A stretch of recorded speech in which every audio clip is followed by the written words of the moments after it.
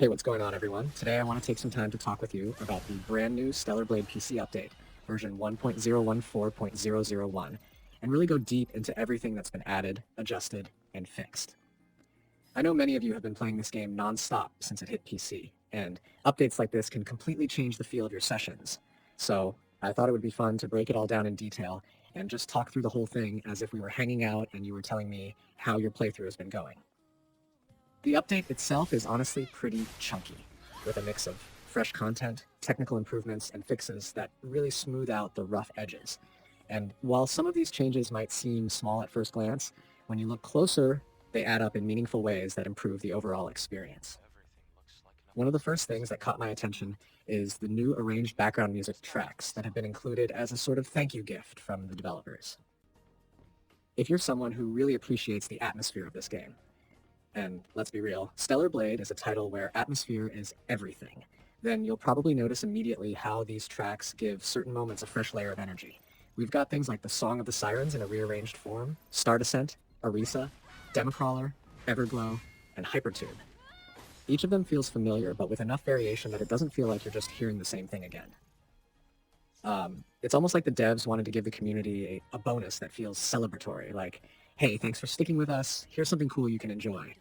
And the way you collect them is also pretty neat. They're available at the last gulp in Zion, which makes it feel like part of the in-game world instead of just some menu unlock. If you're the type who replays boss fights or likes to test yourself in different challenge modes, those tracks can set a new tone that makes everything feel more cinematic. But beyond the music, this patch goes after some real pain points that players have been calling out since launch, especially on PC. Let's talk about one of the bigger ones, the Orbital Elevator section, where Cargo Lift 121 could get bugged if you happen to rest in the middle of a dialogue sequence. For anyone who ran into that, you know how frustrating it was to have your momentum stop dead just because the game couldn't figure out how to continue. Sometimes the dialogue would restart awkwardly, other times the lift would freeze, and either way you were stuck in a situation where immersion went out the window.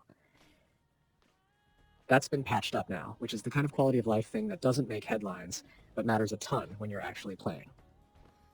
It's the difference between smooth progression and wondering if you should reload an older save. Speaking of progression blockers, the update also tackled that annoying issue with the Oblivion side quest where the water would sometimes vanish earlier than it should, leaving players completely unable to move forward. That one is fixed too, and if you've ever been on a long quest only to realize you're soft locked, you know how big of a deal that is. It's a classic example of a bug that doesn't affect every single player, but feels like a game-breaking nightmare when it happens to you. Now you can go through Oblivion without worrying about the water system misbehaving, and that's a win for everyone.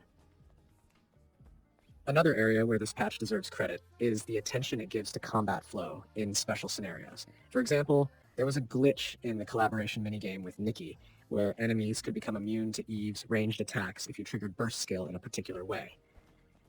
Imagine being in the middle of what's supposed to be a fast-paced, flashy combat sequence, and suddenly enemies are just shrugging off your attacks like nothing.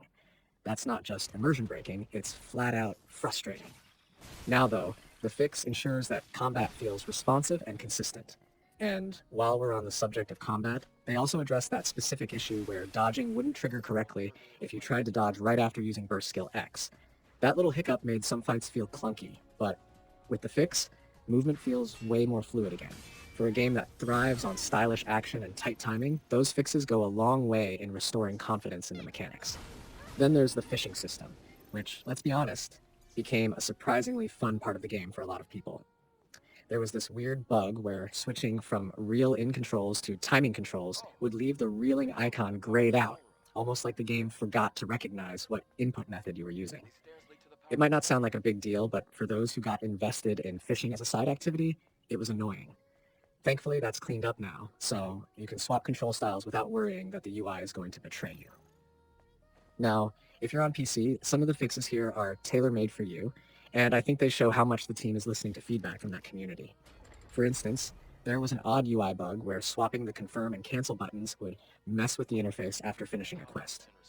That sort of thing sounds minor until you realize it happens constantly if you've customized your inputs.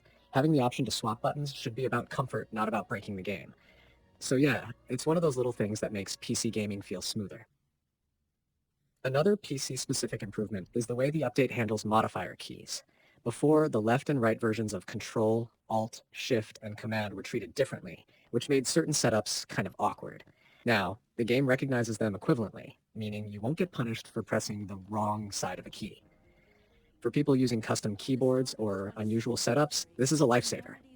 One of the more bizarre bugs was tied to Samsung Odyssey 3D monitors, where a random black box would show up on screen. That's the kind of issue that makes you wonder if your hardware is failing, but it turns out it was just the game not playing nicely with that display.